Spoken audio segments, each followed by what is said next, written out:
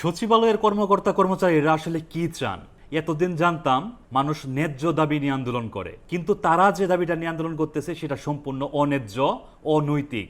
সম্প্রতি সরকার সরকারি চাকরি অধ্যাদেশ 2025-এর খসড়া প্রণয়ন করছে। তারা এটাকে বলতেছে নিবর্তনমূলক আইন। ওই ধারাগুলোতে কি আছে জানেন? সেখানে বলা হচ্ছে সরকারি কর্মচারীরা আনুগত্য সৃষ্টি করে বা বিশৃঙ্খলা সৃষ্টি করে এমন কোনো কর্ম সম্পাদন করতে পারবে না। কোনো যুক্তিসঙ্গত কারণ ছাড়া নিজ কর্ম থেকে অনুপস্থিত থাকতে পারবেন না। অন্য কোনো কর্মচারীকে তার কার্য সম্পাদনে বিরত থাকতে উস্কানি দিতে পারবেন না।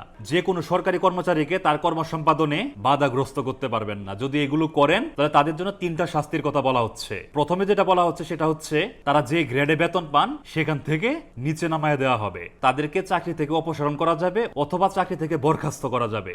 এই যে ধারাগুলো প্রত্যেকটা কিন্তু যৌক্তিক, কারণ সচিবালয়ে এখন গেলে দেখা যায় যে সরকারি কর্মচারীরা সেখানে অনুপস্থিত। তারা দিনের পর দিন সচিবালয়ে আসেন না, যার জন্য জনগণ যে সেবা পাওয়ার কথা সেগুলো পাচ্ছেন না। অন্তর্বর্তীকালীন সরকার যার জন্য এই ধারাগুলো প্রণয়ন করছেন যাতে করে সরকারি কর্মকর্তা কর্মচারীরা তাদের কর্মে উপস্থিত থাকেন, কিন্তু তারা এটাকে বলতেছে নিবর্তনমূলক আইন, কালো আইন।